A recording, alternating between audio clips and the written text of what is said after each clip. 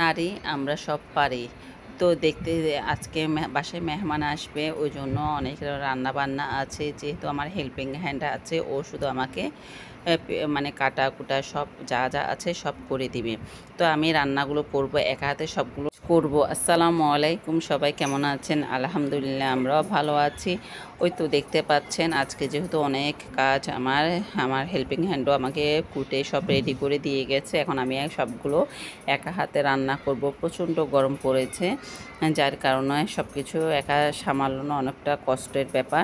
আমার মেয়ে আছে, ও ঘরে গোছানো এগুলো করছে। আমার ছোট একটা বাচ্চাও আছে। ও ছোট বলতে 4-5 বছর। ও যেহেতু মাদ্রাসায় পড়ে, ও তো ওকে সব কিছু খাইয়ে দেওয়া, তারপর গোসল করানো, পড়ানো সব কিছু তো আমাকে নিজে হাতে করতে হবে। এখানে যেহেতু মেহমান আসছে, আমার প্রচুর রান্না বান্না করা বাকি আছে।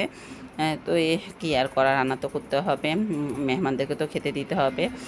তো এখানে আমি চিকেনগুলো রান্না করছিলাম, হার্ড চিকেন। এটা বসিয়ে দিলাম সবগুলো মশলা দিয়ে। এখানে আমি ফ্রোজেন করা টমেটোও দিয়ে দিয়েছি। এই ফ্রোজেন করা টমেটো কীভাবে সংরক্ষণ করতে হয় সেটার রেসিপি আমার সাফিয়া ফুড ব্লগসে আছে, আপনারা চাইলে সেখান থেকে দেখে আসতে পারেন। তো এখানে আমি আবার আমার মাংসটা একদিকে হতে থাকো, এখানে আমি চিংড়ি মাছ ভুনা করছি। এর মধ্যে আমি বট বা বাগা, আপনারা কে কী বলে সেটা আমি জানি না, আমাদের অঞ্চলে সেটা বলে যে বট বা গরুর ভুঁড়ি, যেটা বলুন না কেন, সেটা এখন বাগার দিয়ে দিয়েছি রসুন পেঁয়াজ দিয়ে, বাগার দিয়ে এখন ধনিয়া দিলাম। এরপরে এখানে আমি অন্য অন্য আইটেমও রান্নাটা বসিয়ে দিলাম। এর মধ্যে আমি মাছের ডিম ভুনা করছিলাম, সুন্দর করে মাছের ডিমটা ভুনা করছি। এক এক করে সবগুলো রান্না সেরে নেব। বললাম না, আমার সবগুলো কাজ একা হাতে সামলাতে হবে। এখানে নাস্তাও রেডি করতে হবে, সেটা কিন্তু আমি ভিডিও করে মাছেও রান্না করে ফেলছি। এটা আমি হলুদ, লবণ আর মরিচ দিয়ে ম্যারিনেট করে রেখে দিয়েছিলাম আধা ঘন্টা। এরপরে মাছটা আমার হয়ে গেছে। এর মধ্যে অন্য অন্য রান্নাগুলো আমি এক এক করে অন্য অন্য রান্নাগুলো আমি বসিয়ে দিচ্ছি। এখানে আমি ঝিঙ্গা বা কে কী বলেন জানি না, আমাদের অঞ্চলে সেটাকে ঝিঁয়া বলে। ঝিঁয়া, এই বড় চিংড়ি শুটকি দিয়ে ঝিঁয়া রান্না করব। একটু হালকা ঝোলে ঝিঁয়ার পানি দিয়ে এটা রান্না করা হবে, কোনো রকম পানি ছাড়া এটা রান্না করছি। আপনারা দেখতে থাকুন, এটা খুবই মজা। আপনারা যদি আমার রেসিপি ফলো করেন, আপনারাও খুব সুন্দর করে এটা মজাদার করে রান্না করতে পারবেন। ঝিঙ্গা দিয়ে ইচা শুটকি, চাইলে আপনার এখানে চিংড়ি মাছও অ্যাড করতে পারেন।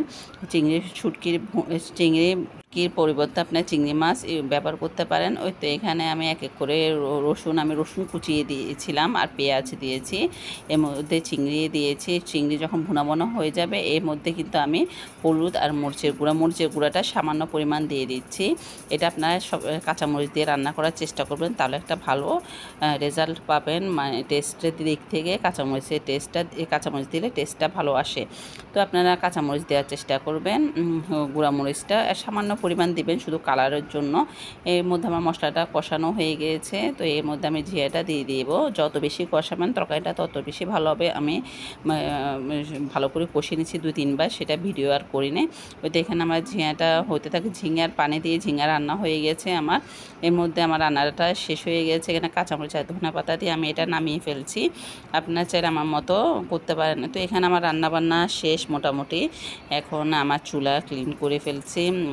রান্নাবান্না শেষে চুলাটা ক্লিন করে, পরিষ্কার পরিচ্ছন্ন না থাকলে আসলে রান্না করতেও ভালো লাগে না। আমি একবার রান্না করার আগে একবার পরিষ্কার করেছি, এখন আবার পরিষ্কার করে নিচ্ছি। ওই তো এখন আমি গোসল করে নামাজ পড়ে এরপর মেহমানদেরকে খেতে দিয়েছি। তো দেখতে পাচ্ছেন আমি কি কি রান্না করেছি, সবগুলো তো আর ভিডিও করা হয়নি।